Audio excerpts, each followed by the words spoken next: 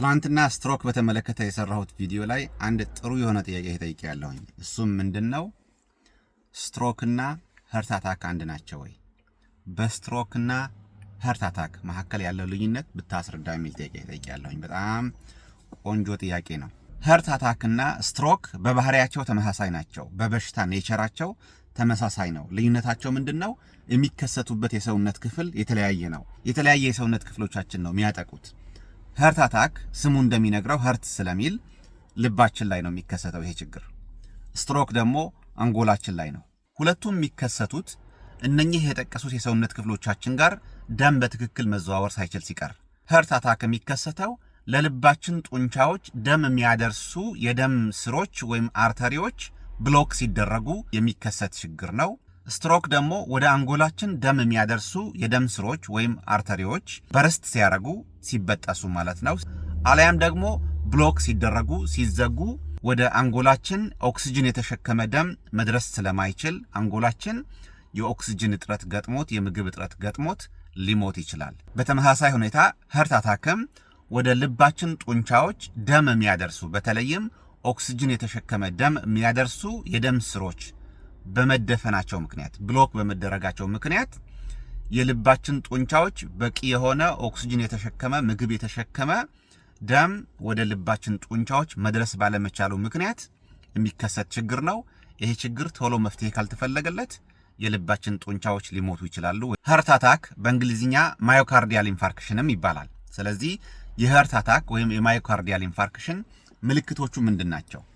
ከፍተኛ የሆነ የደረት ህመም፣ ደረታችን አካባቢ ቀስፎ የሚይዘን ነገር፣ ስትረስ አድርጎ የሚይዘን ነገር፣ በጣም የሚያጨናንቅ አይነት ህመም።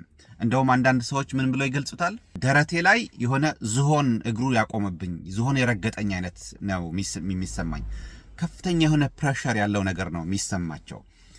ሌላው የድካም ስሜት፣ የኦክሲጅን እጥረት ይገጥመናል፣ የአየር እጥረት ይገጥመናል፣ የድካም ስሜት ይሰማናል፣ የማዞር ስሜት ሊሰማን ይችላል። ይሄኛው ህመም ራዲየት የሚያደርግ ነው። ወደ ጆ ወይም ደግሞ አገጫችን ጋር ሊሄድ ይችላል፣ ወደ አንገታችን ሊሄድ ይችላል። በተለይም በሌፍት ሳይድ ይሄ መረሳት የሌለበት ነገር ነው። ስለዚህ አንገታችን ጋር፣ ጀርባችን ጋር፣ እንደዚሁም ደግሞ ጆ ወይም ደግሞ አገጭ፣ እነኚህ የሰውነት ክፍሎቻችን ጋር ድረስ ራዲየት የሚያደርግ አይነት ህመም ነው። ሀርት አታክ ሴቶች ላይ ለየት ያለ ምልክት ሊያሳይ ይችላል። ለምሳሌ ያህል የማቅለሽለሽ ወይም ደግሞ ኖዚያ ፊሊንግ ሊኖራቸው ይችላል። እንደዚሁም ደግሞ ላይት ሄድድነስ ራሳቸው ይቀላቸዋል ወይም ደግሞ የማዞር ስሜት ሊሰማቸው ይችላል። ሌላው በጣም ብዙዎቻችሁ ስትሮክ ሲከሰት መፍትሄው ምንድነው? መፍትሄው ንገረን ብላችሁ ስትጠይቁ ነበረ። አንዳንዶቻችሁ የመስማት ችግር ያለባችሁ ይመስለኛል። ምክንያቱም ቪዲዮ ላይ በደንብ ገልጬዋለሁኝ። ሙሉ ቪዲዮ ዩቲዩብ ላይ ሄዳችሁ እዩት። እዛ ላይ መፍትሄዎቹ ምንድናቸው፣ የፕሪቬንሽን ወይም የመከላከያ መንገዶቹ ምንድናቸው የሚል ነገር ዲቴል የሆነ ነገር እዛ ስለገለጽኩኝ ዩቲዩብ ላይ ሄዳችሁ እዩ። ኢንተረስቱ ካላችሁ ፍላጎቱ ካላችሁ ብዬ ገልጬ ነበረ። ኤኒዌይስ አልሰማችሁትም። ሶ ስትሮክ ወይም ደግሞ ሀርት አታክ ሲከሰት የመጀመሪያው መፍትሄ መሆን ያለበት ወዲያው የህክምና እርዳታ ለማግኘት መሞከር ነው። የህክምና እርዳታ ማግኘት። ምክንያቱም እነኚህ ችግሮች የሚከሰቱት የደም ስሮች ስለተዘጉ ነው። የደም ስሮች ብሎክ ስለተደረጉ ነው።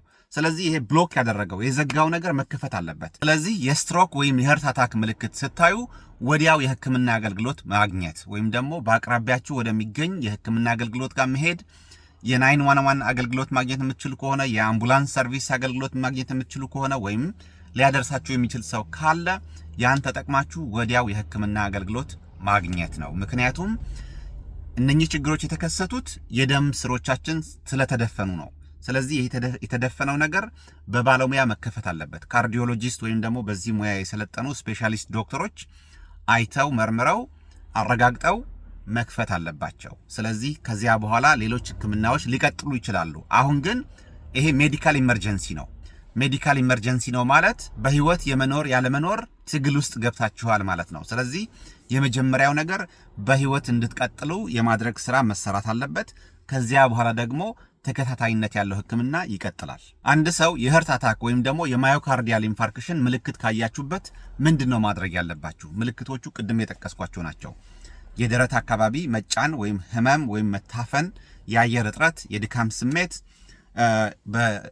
በግራ በኩል የአንገት ህመም፣ የአገጭ ህመም ወይም ደግሞ ወደ ጀርባ የሚዛመት ህመም፣ ሴቶች ላይ የማቅለሽለሽ ምልክት፣ የላይት ሄድነስ የመሳሰሉት ምልክቶች ካያችሁበት ሀርት አታክ የመጣ መሆኑ ምልክት አይታችኋል ማለት ነው። ስለዚህ በዚህ ጊዜ ምንድነው ማድረግ ያለባችሁ? የመጀመሪያው ነገር የህክምና አገልግሎት ሊሰጥ የሚችል ተቋም ጋር መደወል፣ 911 መደወል ሊሆን ይችላል፣ አምቡላንስ ሰርቪስ ሊሆን ይችላል። እነኚህ ጋር ቶሎ መደወል። አምቡላንሱ እስከሚመጣ ድረስ ደግሞ እናንተ ማድረግ ያለባችሁ ነገር ሰዎቹን ማሳረፍ፣ መሬት ማስቀመጥ ወይም ደግሞ ማስተኛት ያስፈልጋል። ምክንያቱም መንቀሳቀስ ሌላ ተጨማሪ ጉልበት ኤፈርት ይጠይቃል። እነኚህ ሰዎች ልባቸው ጋር ደም መድረስ ስላቃተው የልባቸው የተወሰነ ክፍል እየሞተ ነው ያለው ቢካዝ ብሎክ የተደረገ ነገር ስላለ። ስለዚህ በተንቀሳቀሱ ቁጥር ችግሩ ኤክሳሰርቤት ነው የሚያደርጉት፣ ይባባሳል ማለት ነው። ያ እንዳይፈጠር እረፍ እንዲያደርጉ ማድረግ። ሁለተኛ በጣም ጠበብ ያለ አይነት አለባበስ ላይ ከሆኑ የለበሱት ነገር መከፋፈት ወይም ደግሞ መቀዳደድ ሊያስፈልጋቸው ይችላል። ዚፐር ካለው ዚፐሩ መክፈት ወይም ደግሞ በተንስ ካሉት ቁልፎች ካሉት ቁልፎቹ ከፋፍቶ ሪላክስ እንዲያደርጉ ማድረግ። ሶስተኛ የአስፕሪን አለርጂ ከሌለባቸው ምናልባትም አንድ አስፕሪን አኝከው እንዲወጡ ማድረግ ሊኖርባቸው ይችላል። ምክንያቱም አስፕሪን እየጓጎለ ያለ ደም ካለ እሱን የመበተን አቅም ስላለው። ሌላው ሰዎቹ ባህሪያቸው የተቀያየረ ከመጣ አንኮንሸንስ የሆኑ ከመጡ ራስ መሳት ማለት ነው። ራሳቸው እየሳቱ ከመጡ ምናልባት ልምዱ ካላችሁ ሲፒአር መጀመር ሊኖርባችሁ ይችላል። ካርዲዮፕሉሞናሪ ሪሰስቴሽን፣ ባጭሩ ልባቸውን ስፕረስ ማድረግ፣ ቸስት ኮምፕሬሽን መጀመር ሊኖርባችሁ ይችላል። በነገራችን ላይ የጠኑ ያሉ ጥናቶች ምንድነው የሚያሳዩት?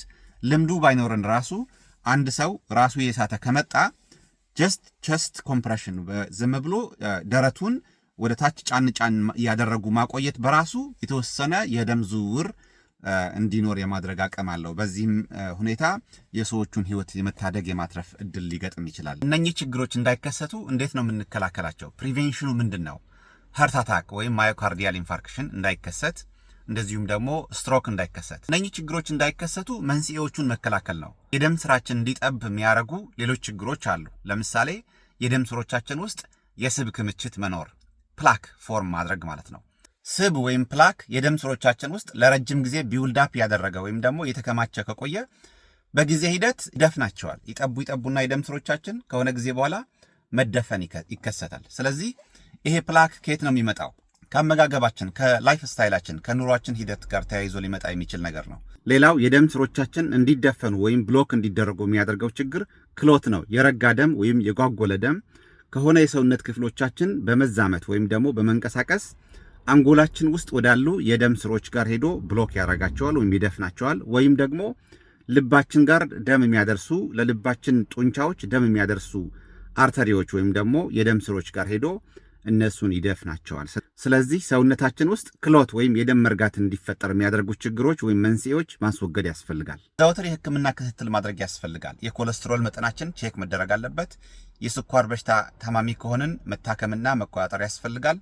የደም ግፊት በሽታ ታማሚ ከሆንን እንደዚሁ የደም ግፊታችንን መቆጣጠር ያስፈልጋል፣ መታከም ያስፈልጋል። ሲጋራ ማጨስ ማቆም ያስፈልጋል። አልኮሆል ማስወገድ ያስፈልጋል። እነኚህ ሁሉ መንስኤዎች ናቸው። ትንሽ የአካል ብቃት እንቅስቃሴ ወይም ደግሞ ፊዚካል ኤክሰርሳይዝ፣ ሞዴሬት የሆነ ኤክሰርሳይዝ ማድረግ ያስፈልጋል። ከዚህ በተጨማሪ አመጋገባችን ጥንቃቄ የተሞላበት መሆን አለበት። ስኳር የበዛባቸው ፋብሪካ ውስጥ ፕሮሰስ የተደረጉ ከፋብሪካ የተመረቱ ምግቦች ማስወገድ ያስፈልጋል። በብዛት አመጋገባችን አትክልቶች ላይ መሰረት ያደረገ መሆን አለበት። ሌላው ጭንቀት መቆጣጠር፣ ጭንቀት መቀነስ፣ እንደዚሁም ደግሞ በቂ የሆነ መኝታ መተኛት፣ በቀን ውስጥ ከ7 እስከ 9 ሰዓት ያህል መተኛት፣ እነኚህ ሁሉ ማድረግ እነኚህ የተባሉት ችግሮች እንዳይከሰቱ ለመከላከል የሚረዱ ናቸው። ሀርት አታክና ስትሮክ በተመለከተ ያለኝ ግንዛቤ ይሄ ይመስላል። ይህን ቪዲዮ ከወደዳችሁት የላይክ ምልክቱን ንኩት። ጥያቄ ወይም አስተያየት ካላችሁ የአስተያየት መስጫ ቦታ ላይ ያስቀምጡት። እንደዚሁም ደግሞ ሰብስክራይብ ማድረግ አትርሱ።